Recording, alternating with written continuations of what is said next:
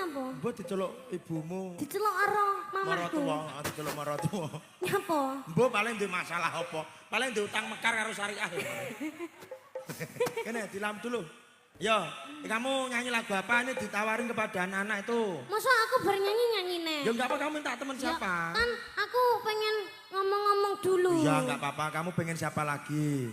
Aku pengen sama kamu.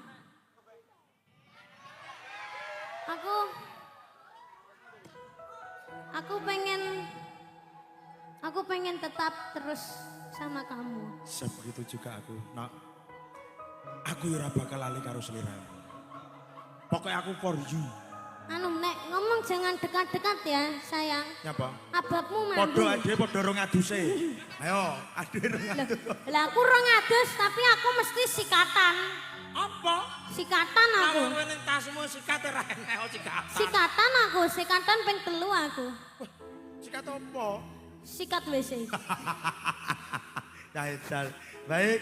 Heeh, Pas bisa rapapo nanging neling kaya lara kelangan wong sing paling tak tresno mas yo urung iso trimo koe disanding wong liya.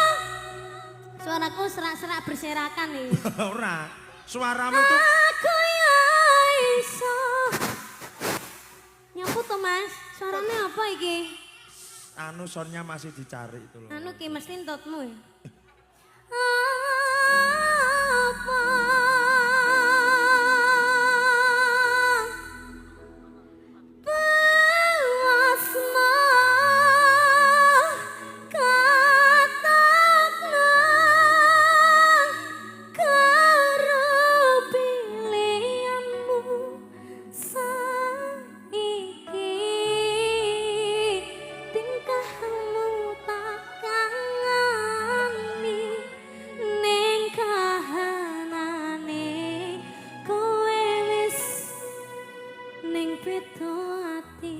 Asing, ini lagu apa tuh nak judulnya?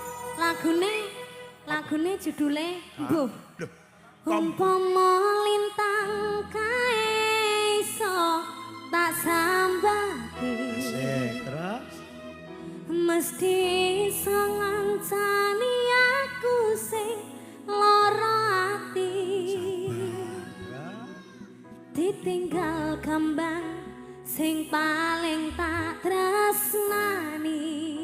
Anyar neh lagune ya. Sing biyen nate janji tekane mati.